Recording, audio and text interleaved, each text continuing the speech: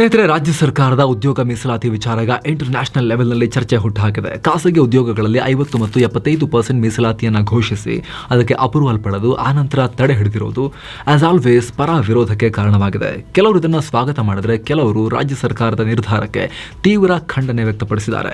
ಸಿದ್ದು ಸರ್ಕಾರ ಬ್ರ್ಯಾಂಡ್ ಬೆಂಗಳೂರು ಮಾಡ್ತೀನಿ ಅಂತ ಅನ್ಕೊಂಡು ಬೆಂಗಳೂರಿನ ಇಮೇಜ್ಗೆ ಹೊಡೆತ ಕೊಡ್ತಾ ಇದೆ ಅನ್ನೋ ಅಭಿಪ್ರಾಯಗಳನ್ನು ವ್ಯಕ್ತಪಡಿಸಲಾಗ್ತಾ ಇದೆ. ಹಾಗಿದ್ರೆ ಉದ್ಯೋಗ ಮೀಸಲಾತಿ ಕೊಡೋದ್ರಿಂದ ರಾಜ್ಯಕ್ಕೆ ನಷ್ಟ ಆಗುತ್ತಾ? ಇದೊಂದು ನಿರ್ಧಾರ ಬೆಂಗಳೂರಿನ ಬೆಳವಣಿಗೆಗೆ, ಆ ಮೂಲಕ ರಾಜ್ಯದ ಬೆಳವಣಿಗೆ ಮೇಲೆ ಬೀರುವ ಪರಿಣಾಮ ಏನು? ಸರ್ಕಾರದ ಈ ಕ್ರಮ ರಾಜ್ಯದಲ್ಲಿ ಕನ್ನಡಿಗರ ಸಮಸ್ಯೆಗೆಲ್ಲ ಉತ್ತರ ಕೊಡುತ್ತಾ? ಈ ವಿಚಾರದಲ್ಲಿ ನಮ್ಮ ಸರ್ಕಾರ ಮಾಡಬೇಕಾಗಿರುವುದೇನು? ಈ ಎಲ್ಲ ವಿಚಾರಗಳನ್ನ ಈ ವಿಡಿಯೋದಲ್ಲಿ ಅನಲೈಸ್ ಮಾಡ್ತಾ ಹೋಗೋಣ. ಸ್ನೇಹಿತರೆ, ಕನ್ನಡಿಗರಾಗಿ ನಮಗೆ ತುಂಬಾ ಖುಷಿ ಆಗುತ್ತೆ, ಆ ಮೂಮೆಂಟಿಗೆ ತುಂಬಾ ಹ್ಯಾಪಿ ಅನ್ಸುತ್ತೆ. ಓಕೆ, ಕನ್ನಡಿಗರಿಗೆ ಕರ್ನಾಟಕದಲ್ಲಿ ಮೀಸಲಾತಿ ಏನ್ ತಪ್ಪಿದೆ ಅಂತ ಅನ್ಸುತ್ತೆ ನಮಗೆ. ಸಡನ್ ಆಗಿ ಆ ಸುದ್ದಿ ಕಿವಿಗೆ ಬಿದ್ದಾಗ ಸರಿಯಾಗೇ ಇದೆಯಲ್ವಾ ಅಂತ ನಾವು ಸಪೋರ್ಟ್ ಮಾಡೇ ಮಾಡ್ತೀವಿ. ಅದು ಸಪೋರ್ಟ್ ಮಾಡಲೇಬೇಕಾಗಿರೋ ವಿಚಾರ ಅಂತ ಕೂಡ ನಮಗೆ ಅನ್ಸುತ್ತೆ. ಆದರೆ ಸ್ನೇಹಿತರೆ, ಗ್ಲೋಬಲೈಸ್ ಆಗ್ತಿರೋ ಈ ಜಗತ್ತಲ್ಲಿ ಅಷ್ಟು ಸಿಂಪಲ್ ಇಲ್ಲ. ಯಾವುದೇ ಆರ್ಥಿಕ ತಜ್ಞರನ್ನ ಕೇಳಿ ನೋಡಿ, ಅಷ್ಟು ಸಿಂಪಲ್ ಇಲ್ಲ. ಸರ್ಕಾರ ಈ ನಿರ್ಧಾರ ಮಾಡೋಕೆ ಹೊರಟಿದೆ ಅಂತ ಸುದ್ದಿ ಬಂದಾಗಲೇ ನಾವು ವರದಿ ಮಾಡಿದ್ವಲ್ಲ, ಅವಾಗಲೂ ಕೂಡ ಇದನ್ನು ಹೇಳಿದ್ವಿ. ಆದರೆ ತುಂಬಾ ಜನ ಅದ್ರಲ್ಲೇನು ತಪ್ಪಿದೆ, ನಾರ್ಮಲ್ ಅಲ್ವಾ, ಸರಿ ಇದೆಯಲ್ವಾ ಅಂತ ಅನ್ಸುತ್ತೆ. ನಿಜ, ತಪ್ಪೇನೂ ಇಲ್ಲ ಆ ರೀತಿ ಅನ್ಸೋದ್ರಲ್ಲಿ ಮೇಲ್ನೋಟಕ್ಕೆ. ಆದರೆ ಒಳಗಿಳಿದು ನೋಡಿದಾಗ ಸತ್ಯ ಗೊತ್ತಾಗುತ್ತೆ. ಅಸಲಿಯತ್ತು ಏನು ಅನ್ನೋದು ನಮಗೆ ಅರ್ಥ ಆಗ್ತಾ ಹೋಗುತ್ತೆ. ಒಂದಷ್ಟು ಬೇಸಿಕ್ಸ್ ಅಂಶಗಳನ್ನ ಆ ವರದಿಯಲ್ಲಿ ನಾವು ಎಕ್ಸ್ಪ್ಲೇನ್ ಮಾಡಿದ್ವಿ. ನಾವೀಗ ಬೆಂಗಳೂರು ಇವತ್ತಾಗಿರೋ ಬ್ರ್ಯಾಂಡ್ ಬೆಂಗಳೂರು ಇದೆಯಲ್ಲ, ಅದು ಹೇಗೆ ಬಂತು, ನಡೆದು ಬಂದಿರೋ ಹಾದಿ ಏನು, ಬೆಂಗಳೂರು IT ಕ್ಯಾಪಿಟಲ್ ಆಗಿರೋದು ಹೇಗೆ, ಭಾರತದಲ್ಲಿ ವಿಶ್ವದ ಭೂಪಟದಲ್ಲಿ ಗುರುತನ್ನ ಮಾಡ್ಕೊಂಡಿರೋದು ಹೇಗೆ, ಮುಂಚೆ ಯಾವ ಪರಿಸ್ಥಿತಿ ಇತ್ತು, ಆ ಜರ್ನಿಯನ್ನು ಅರ್ಥ ಮಾಡ್ಕೊಳ್ತಾ ಬಂದರೆ ನಮಗೆ ಇನ್ನೊಂದಷ್ಟು ಕ್ಲೀನ್ ಆಗಿ ಪಿಕ್ಚರ್ ಸಿಗುತ್ತೆ. ನಿಜವಾಗ್ಲೂ ಕೂಡ ಆಗಬೇಕಾಗಿರೋದೇನು, ಏನು ಆಗ್ತಾ ಇದೆ, ಏನಾಗಿತ್ತು ಅನ್ನೋದು ಅರ್ಥ ಆಗುತ್ತೆ, ನಮಗೆ ಒಂದು ಕ್ಲಾರಿಟಿ ಸಿಗುತ್ತೆ ಅನ್ನೋ ನಿರೀಕ್ಷೆ ನಾವು ಕೂಡ ಇಟ್ಕೊಂಡಿದ್ದೀವಿ. ಹಾಗಾಗಿ ಈ ವರದಿಯನ್ನು ಕಡೆ ತನಕ ಮಿಸ್ ಮಾಡಿದೆ ನೋಡಿ. ನೀವು ನೋಡ್ತಾ ಇರೋದು mastmagga.com. ನಾನು ಅಮರ್ ಪ್ರಸಾದ್. ಸ್ನೇಹಿತರೆ, ಕರ್ನಾಟಕ ಇವತ್ತು ಭಾರತದಲ್ಲೇ ನಾವೀನ್ಯತೆ ಸೂಚ್ಯಂಕ ಅಂದರೆ ಇನೋವೇಷನ್ ಇಂಡೆಕ್ಸ್ನಲ್ಲಿ ನಂಬರ್ 1 ಸ್ಥಾನದಲ್ಲಿದೆ. ದೇಶದ ನಂಬರ್ 1 IT ರಫ್ತುದಾರ ಆಗಿ ನಮ್ಮ ರಾಜ್ಯ ಕರ್ನಾಟಕ ಹೊರಹೊಮ್ಮಿದೆ. ವಿದೇಶಿ ನೇರ ಹೂಡಿಕೆಯಲ್ಲಿ ಕರ್ನಾಟಕ ಟಾಪ್ 3ರಲ್ಲಿ ಬರುತ್ತೆ. ದೇಶದ ಎಲೆಕ್ಟ್ರಾನಿಕ್ಸ್ ಡಿಸೈನ್ ಕ್ಷೇತ್ರದಲ್ಲಿ ನಾವು 40% ಪಾಲನ್ನು ಹೊಂದಿದ್ದೇವೆ. ಮಷಿನ್ ಟೂಲ್ಸ್ ಮ್ಯಾನುಫ್ಯಾಕ್ಚರಿಂಗ್ ಕ್ಷೇತ್ರದಲ್ಲಿ ನಮ್ಮ ಕೊಡುಗೆ 52% ಇದೆ. ಏರೋಸ್ಪೇಸ್ ಮತ್ತು ಡಿಫೆನ್ಸ್ ಮ್ಯಾನುಫ್ಯಾಕ್ಚರಿಂಗ್ ನಲ್ಲಿ ಅಪ್ ಟು 65% ಶೇರ್ ಅನ್ನು ನಾವು ಹೊಂದಿದ್ದೇವೆ. ಬಯೋಟೆಕ್ ಉತ್ಪಾದನೆ ಮತ್ತು ರಫ್ತಲ್ಲಿ ದೇಶದಲ್ಲಿ 60% ಪಾಲು ಕರ್ನಾಟಕದಿದೆ. ಹೆಚ್ಚು ಕಮ್ಮಿ 25,000 ಸ್ಟಾರ್ಟ್ಅಪ್ಗಳು ನಮ್ಮ ರಾಜ್ಯದಲ್ಲಿವೆ, ನಮ್ಮ ಬೆಂಗಳೂರಲ್ಲಿವೆ. ಇದು ದೇಶದಲ್ಲೇ ಹೈಯೆಸ್ಟ್ ಕಾನ್ಸಂಟ್ರೇಷನ್ ಒಂದೇ ಜಾಗದಲ್ಲಿ. ಹಾಗೆ ದೇಶದ 3/1 ಟೆಕ್ ಟ್ಯಾಲೆಂಟ್ಗಳು ಬೆಂಗಳೂರಿನಲ್ಲಿ ಬಂದು ವಾಸವಾಗಿದ್ದಾರೆ. ದೇಶದ 40% ಯೂನಿಕಾರ್ನ್ಗಳು, ಒಟ್ಟು 52 ಯೂನಿಕಾರ್ನ್ಗಳು ಬೆಂಗಳೂರಲ್ಲಿ ಬಂದು ಉದ್ಯಮಗಳನ್ನು ಕಟ್ಕೊಂಡಿದ್ದಾರೆ. 47 ಹೊಸದಾಗಿ ಯೂನಿಕಾರ್ನ್ಗಳಾಗೋ ಪಟ್ಟಿಗೆ ಹತ್ರ ಬರ್ತಾ ಇವೆ. ಏನಾಗುತ್ತೆ ಯೂನಿಕಾರ್ನ್ ಅಂದ್ರೆ $1 ಬಿಲಿಯನ್ ಗಿಂತ ಹೆಚ್ಚಿನ ಮಾರ್ಕೆಟ್ ವ್ಯಾಲ್ಯೂವನ್ನು ಅಚೀವ್ ಮಾಡಿದ್ರೆ ಆ ಕಂಪನಿಗಳನ್ನ ಯೂನಿಕಾರ್ನ್ಗಳಾದವು ಅಂತ ಪರಿಗಣಿಸಲಾಗುತ್ತೆ. ಅಷ್ಟೇ ಅಲ್ಲ, ವಿಶ್ವದ ಟಾಪ್ 500 ಲಿಸ್ಟೆಡ್ ಕಂಪನಿಗಳಲ್ಲಿ ಬೆಂಗಳೂರು ಮೂಲದವೇ 20 ಕಂಪನಿಗಳಿವೆ. 1.6 ಕೋಟಿ ಜನಸಂಖ್ಯೆ, ಜಗತ್ತಿನ ಬಹುತೇಕ ಧರ್ಮದ ಜನ, 16 ಭಾಷೆಗಳು, 16 ಸಂಸ್ಕೃತಿಗಳು, 16 ಜನಾಂಗಗಳು, ಯಾವುದೇ ಭೇದ ಭಾವ ಇಲ್ಲದೆ ಇಲ್ಲಿ ವಾಸ ಮಾಡ್ತಿದ್ದಾರೆ. ಏನು ಸಮಸ್ಯೆ ಇಲ್ಲ, ಎಲ್ಲರೂ ಆರಾಮಾಗಿ ಇಲ್ಲಿ ಬರ್ಬೋದು, ಜೀವನ ನಡೆಸಬಹುದು, ಬಿಸ್ನೆಸ್ ಮಾಡ್ಬೋದು, ಗ್ರೋ ಆಗ್ಬೋದು. ಆ ರೀತಿಯ ಒಂದು ಗ್ಲೋಬಲ್ ಸಿಟಿ ಅಂತ ಬೆಂಗಳೂರು ಗುರುತಿಸಿಕೊಂಡಿದೆ. ಇದರ ಪರಿಣಾಮ ಇವತ್ತು ಕರ್ನಾಟಕದ GDPಗೆ ಬೆಂಗಳೂರು ಒಂದೇ 35% ಕೊಡುಗೆ ಕೊಡ್ತಾ ಇದೆ. 2021 ಅಂಕಿಅಂಶದ ಪ್ರಕಾರ $85 ಬಿಲಿಯನ್ ಅಂದರೆ 7 ಲಕ್ಷ ಕೋಟಿ ರೂಪಾಯಿ GDPಯನ್ನ ಬೆಂಗಳೂರು ಒಂದೇ ಹೊಂದಿತ್ತು. ಆಬ್ವಿಯಸ್ಲಿ ಅದೀಗ ಇನ್ನೂ ಜಾಸ್ತಿ ಆಗಿರುತ್ತೆ. ದೇಶದ ತಲಾ ಆದಾಯದಲ್ಲಿ ಕರ್ನಾಟಕ ತೆಲಂಗಾಣ ಬಳಿಕ 2ನೇ ಸ್ಥಾನದಲ್ಲಿದೆ. ತಲಾ ಆದಾಯದಲ್ಲಿ ಕರ್ನಾಟಕ ಬಿಹಾರಕ್ಕಿಂತ 6 ಪಟ್ಟು ಹೆಚ್ಚಿದೆ, UPಗಿಂತ 4x ಹೆಚ್ಚಿದೆ. ಅಂದರೆ ಬೇರೆ ರಾಜ್ಯದ ಜನರಿಗಿಂತ ನಮ್ಮ ರಾಜ್ಯದ ಜನರ ತಲಾ ಆದಾಯ ಜಾಸ್ತಿ ಇದೆ. ಬೆಂಗಳೂರಿಗರ ತಲಾ ಆದಾಯವಂತೂ ಹತ್ತಿರ 7 ಲಕ್ಷ ಬರುತ್ತೆ. ಸೊ ನ್ಯಾಷನಲ್ ಆವರೇಜ್ಗಿಂತಲೂ ಕರ್ನಾಟಕದವರ ಆದಾಯ ತುಂಬ ಜಾಸ್ತಿ ಇದೆ. ಇನ್ನು ದೇಶದ GDPಯಲ್ಲಿ ಕರ್ನಾಟಕದ್ದು 8.2% ಕೊಡುಗೆ ಇದೆ. ಅಂದರೆ 3ನೇ ಅತಿ ದೊಡ್ಡ GDP ನಮ್ಮದು. ಅಷ್ಟರ ಮಟ್ಟಿಗೆ ನಾವು ಎಕಾನಮಿಕಲಿ ಕೂಡ ಸ್ಟ್ರಾಂಗ್ ಇದ್ದೇವೆ. ಇದೆಲ್ಲ ಸಾಧ್ಯ ಆಗಿದೆ ಹೇಗೆ? ಯಾಕಂದ್ರೆ ಮೊದಲಂತೂ ಕರ್ನಾಟಕ ಈ ರೀತಿ ಇರಲಿಲ್ಲ. ನೀತಿ ಆಯೋಗದ ಮಾಹಿತಿ ಪ್ರಕಾರ ಕರ್ನಾಟಕದ GDP 1983ರಲ್ಲಿ, ಬಹಳ ಹಿಂದೆ ಹೋಗೋದು ಬೇಡ, 83ನೇ ಇಸ್ವಿಗೆ ಹೋಗೋಣ, ದೇಶದಲ್ಲಿ 9ನೇ ಸ್ಥಾನದಲ್ಲಿತ್ತು. ಮಹಾರಾಷ್ಟ್ರ 21,000 ಕೋಟಿ ರೂಪಾಯಿ GDP ಹೊಂದಿದ್ರೆ ಕರ್ನಾಟಕದ GDP ಸೈಜ್ ಕೇವಲ 8,771 ಕೋಟಿ ರೂಪಾಯಿ ಮಾತ್ರ ಇತ್ತು. UP, ವೆಸ್ಟ್ ಬೆಂಗಾಲ್, ಗುಜರಾತ್, ಮಧ್ಯಪ್ರದೇಶ, ತಮಿಳುನಾಡು ಕಡೆಗೆ ಬಿಹಾರ ಕೂಡ ನಮಗಿಂತ ಮುಂದೆ ಇದ್ರು. ಆಗ ಜಾರ್ಖಂಡ್, ಬಿಹಾರ ಎಲ್ಲ ಒಂದೇ ಇತ್ತು ಅವಾಗ. ಆದರೂ ಕೂಡ ಕರ್ನಾಟಕ ಬೇರೆ ರಾಜ್ಯಗಳಿಗೆ ಹೋಲಿಸ್ಕೊಂಡ್ರೆ ತುಂಬಾ ಹಿಂದೆ ಉಳಿದಿತ್ತು. ಇನ್ನು 1994ಕ್ಕೆ ಬರೋಣ. ಆ ಟೈಮ್ನಲ್ಲಂತೂ ಕೇರಳ ಪಂಜಾಬ್ಗಿಂತ GDP ಯಲ್ಲಿ ನಾವು ಹಿಂದೆ ಇದ್ವಿ. ಆದರೆ ಆ ನಂತರ ಕರ್ನಾಟಕದ GDP ಡ್ರಾಮ್ಯಾಟಿಕ್ ಆಗಿ ಚೇಂಜ್ ಆಯಿತು. ಮೇಲೆ ಹೇಳಿದ ಹಾಗೆ ಕರ್ನಾಟಕ ಇವತ್ತು ದೇಶದ ಒಟ್ಟು GDP ಯಲ್ಲಿ 8%ಗಿಂತಲೂ ಅಧಿಕ ಪಾಲನ್ನು ಹೊಂದಿದೆ. ಅದಕ್ಕೆ ಕಾರಣವಾಗಿದ್ದು ನಾವು ಹೊರ ಜಗತ್ತಿಗೆ ಓಪನ್ ಅಪ್ ಆಗಿದ್ದು, ಎಲ್ಲರನ್ನ ಒಳಗೆ ಕರ್ಕೊಂಡಿದ್ದು, ದೇಶದ ಜಗತ್ತಿನ IT ಹಬ್ ಆಗಿ, ಟೆಕ್ ಹಬ್ ಆಗಿ ಬೆಂಗಳೂರು ಬೂಮ್ ಆಗಿದ್ದು, ಆರ್ಥಿಕ ಉದಾರೀಕರಣ ಆಗಿದ್ದು ಭಾರತದಲ್ಲಿ. ಸ್ನೇಹಿತರೆ, ನಿಮಗೆ ಒಂದು ಮಾಹಿತಿ ಕೊಡ್ತೀವಿ. ನಮ್ಮ GDPಗೆ ಕೊಡುಗೆ ಕೊಡ್ತಾ ಇರೋ ಕ್ಷೇತ್ರಗಳನ್ನು ಗಮನಿಸಿದಾಗ ಕೃಷಿ ಮತ್ತು ಕೃಷಿಗೆ ಸಂಬಂಧಪಟ್ಟ ಚಟುವಟಿಕೆಗಳು 15% ಪಾಲನ್ನು ಹೊಂದಿವೆ. ಮ್ಯಾನುಫ್ಯಾಕ್ಚರಿಂಗ್ 13.3% ಪಾಲನ್ನು ಹೊಂದಿವೆ. Real estate, financial services, education, medical, ಕನ್ಸ್ಟ್ರಕ್ಷನ್ಗೆ ಸಾಕಷ್ಟು ಕ್ಷೇತ್ರಗಳು ಕರ್ನಾಟಕ GDPಗೆ ಕೊಡುಗೆ ಕೊಡ್ತಾ ಇವೆ. ಆದರೆ ಗಮನಿಸಬೇಕಾದ ಸಂಗತಿ ಅಂದರೆ ನಮ್ಮ GDPಯ ಹೆಚ್ಚು ಪಾಲು ಅಂದರೆ ಕಾಲು ಭಾಗ ಅಂದರೆ 24.3% ಕೇವಲ IT ಮತ್ತು ಬಯೋಟೆಕ್ನಿಂದಾನೇ ಬರ್ತಾ ಇದೆ. 24%. ಸೊ ನಿಮಗೆ ಬಿಡಿಸಿ ಹೇಳಬೇಕಾಗಿಲ್ಲ ಕರ್ನಾಟಕಕ್ಕೆ IT ಮತ್ತು ಬಯೋಟೆಕ್ ಕ್ಷೇತ್ರ ಎಷ್ಟು ಇಂಪಾರ್ಟೆಂಟ್ ಅಂತ, ಆತ್ಮ ಎಷ್ಟು ದೊಡ್ಡ ಜೀವ ಅಲ್ಲಿದೆ ಅಂತ. ಹಾಗಂತ ಇದು ಏಕಾಏಕಿ ಆಗಿದ್ದಲ್ಲ. ಮುಕ್ತ ಮಾರುಕಟ್ಟೆ, ಆರ್ಥಿಕ ಉದಾರೀಕರಣ, ನಾವು ಓಪನ್ ಅಪ್ ಆಗೋ ತನಕ ಈ ಥರ ಪರಿಸ್ಥಿತಿ ಇರಲಿಲ್ಲ. 1991-92ರಲ್ಲಿ ನಮ್ಮ ಬೆಂಗಳೂರಿನದ್ದು ಕೇವಲ 13 IT ಕಂಪನಿಗಳು ಮಾತ್ರ, ಓನ್ಲಿ 13. ಅದು ಕೇವಲ 16 ಕೋಟಿ ರೂಪಾಯಿಯ IT ರಫ್ತನ್ನ ಮಾಡ್ತಾ ಇದ್ರು, ಜಸ್ಟ್ 16 ಕೋಟಿ. ಆಗ 2,000ಕ್ಕೂ ಕಮ್ಮಿ IT ಉದ್ಯೋಗಿಗಳಿದ್ರು.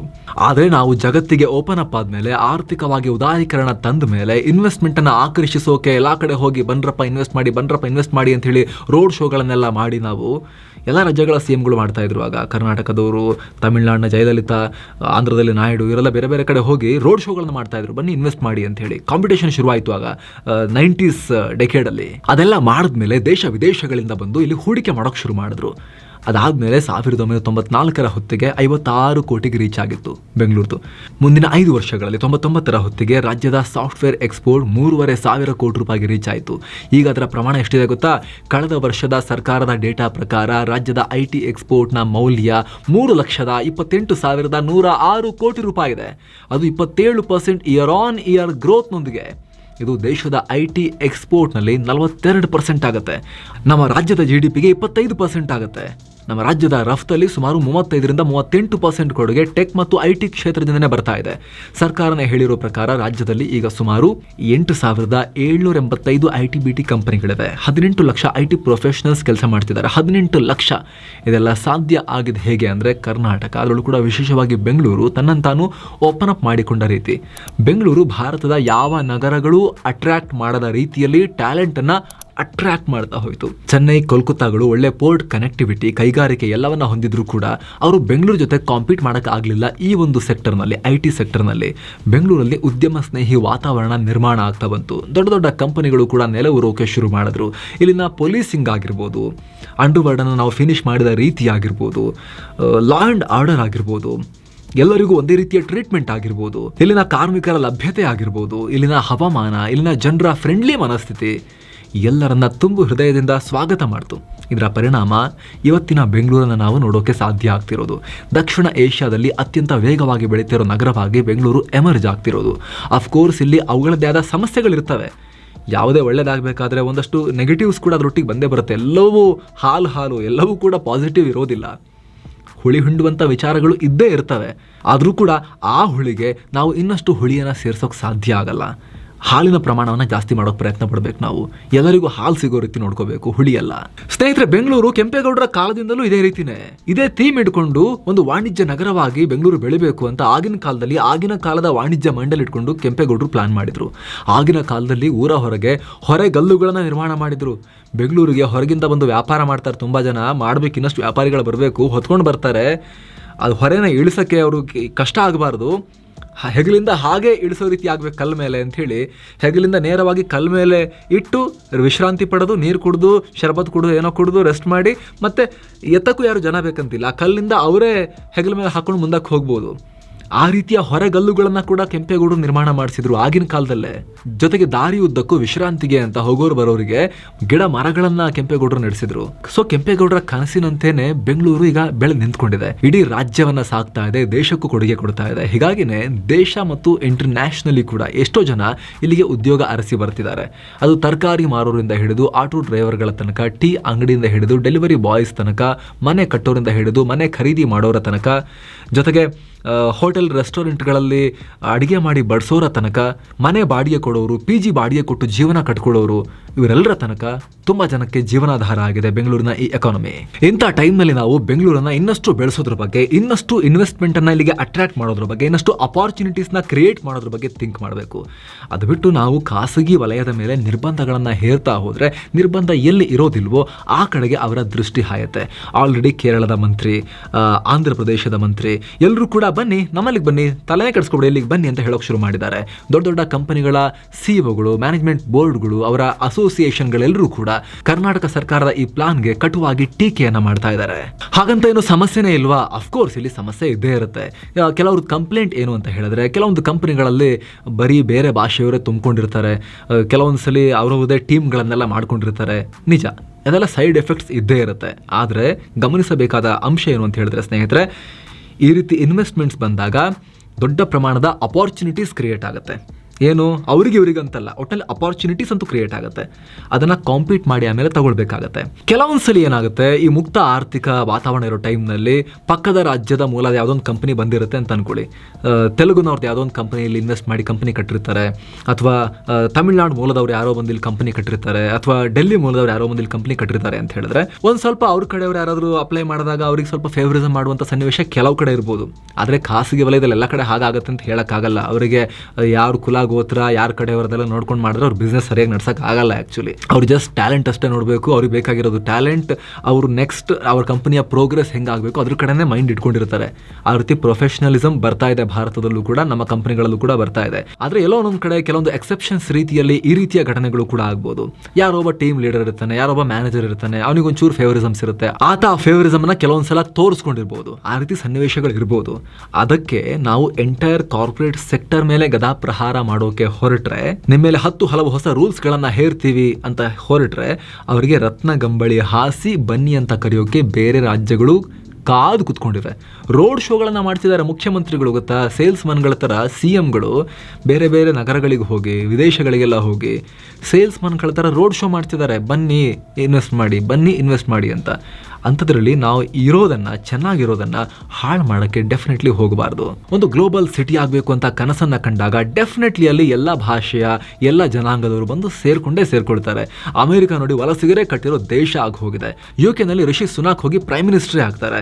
ಅಮೆರಿಕದಲ್ಲಿ ಭಾರತೀಯ ಮೂಲದವರು ಉಪಾಧ್ಯಕ್ಷ ಆಗ್ತಾರೆ. ಈಗ ನೆಕ್ಸ್ಟ್ ಟ್ರಂಪ್ ಉಪಾಧ್ಯಕ್ಷನ ಕ್ಯಾಂಡಿಡೇಟ್ ಆಗಿ ಆಯ್ಕೆ ಮಾಡಿರೋ ವ್ಯಕ್ತಿಯ ಪತ್ನಿ ಕೂಡ ಭಾರತೀಯ ಮೂಲದ ಮಹಿಳೆ, ಉಷಾ ಅಂತ. ಸೊ ಈ ರೀತಿ ಬದಲಾವಣೆಗಳು ಆಗೇ ಆಗುತ್ತೆ. ಆದ್ರೆ ಈ ರೀತಿ ಗ್ಲೋಬಲ್ ಸಿಟಿ ಆಗಿರೋದ್ರಿಂದ ನಮಗೂ ತುಂಬಾ ದೊಡ್ಡ ಪ್ರಮಾಣದ ಲಾಭ ಆಗಿದೆ. ಈ ರೀತಿ ಬೂಮ್ ಆಗಿರೋದ್ರಿಂದ, ಆರ್ಥಿಕತೆ ದೊಡ್ಡ ಪ್ರಮಾಣದಲ್ಲಿ ಗ್ರೋ ಆಗಿರೋದ್ರಿಂದ, ಈ ರೀತಿ ಎಲ್ಲರೂ ಸೇರಿ ನಗರವನ್ನ ಕಟ್ಟಿರೋದ್ರಿಂದ, ಗ್ರೋ ಆಗಿರೋದ್ರಿಂದ ಕರ್ನಾಟಕಕ್ಕೆ, ಕನ್ನಡಿಗರಿಗೆ, ಕರ್ನಾಟಕದ ಮಕ್ಕಳಿಗೆ, ಹುಡುಗರಿಗೆ, ಹಳ್ಳಿಗರಿಗೆ, ಬೇರೆ ಬೇರೆ ಜಿಲ್ಲೆಗಳವರಿಗೆ ದೊಡ್ಡ ಪ್ರಮಾಣದ ಹೊಟ್ಟೆಪಾಡನ್ನ ಈ ಗ್ಲೋಬಲ್ ಸಿಟಿ ಒದಗಿಸಿ ಕೊಟ್ಟಿದೆ ಅನ್ನೋದನ್ನ ಕೂಡ ನಾವು ಮರೆಯೋ ಹಾಗಿಲ್ಲ. ಸ್ನೇಹಿತರೆ, ಮುಕ್ತ ಆರ್ಥಿಕ ನೀತಿಗೆ, ಗ್ಲೋಬಲ್ ಸಿಟಿ ಆಗಬೇಕು ಅನ್ನೋ ಭಾರತದ ಹಂಬಲಕ್ಕೆ, ಭಾರತದ IT ಕ್ಯಾಪಿಟಲ್ ಆಗಿದ್ದಾಯಿತು, ಏಷ್ಯಾದ ಪ್ರಮುಖ IT ಸೆಂಟರ್ ಆಗಿದ್ದಾಯಿತು, ಈಗ ಇಡೀ ವಿಶ್ವದಲ್ಲೇ ಟಾಪ್ IT ಹಬ್ ಆಗಿ ನಾವು ಬೆಳಿತೀವಿ ಅಂತ ಹೊರಡಬೇಕು ಅಂತ ಅಂದ್ಕೊಂಡಿರೋ ಬೆಂಗಳೂರಿನ ಆಸೆಗೆ ಇನ್ನಷ್ಟು ಬಲ ಬರಬೇಕು ಅಂತ ಹೇಳಿದ್ರೆ, ನಾವು ಇದುವರೆಗೂ ಯಾವ ದಾರಿಯಲ್ಲಿ ಬಂದ್ವೋ ಆ ದಾರಿ ಬಿಟ್ಟು ಬೇರೆ ದಾರಿ ಇಲ್ಲ. ಬೇರೆ ದಾರಿ ತಗೊಳಕ್ಕೆ ಹೋದರೆ ನಾವು ಬಂದ ದಾರಿಯನ್ನು ಶಾರ್ಪ್ ಯೂಟರ್ನ್ ತಗೊಂಡು ಮತ್ತೆ ಹಿಂದೆಲ್ಲಿದ್ವಿ ಆ ಕಡೆಗೆ ಹೋದ ಹಾಗಾಗತ್ತೆ ಅನ್ನೋದನ್ನು ಮರೆಯೋ ಹಾಗಿಲ್ಲ. Thank you so much. ಮತ್ತೆ ಭೇಟಿ ಆಗ್ತಿರೋಣ. ನಮಸ್ತೆ.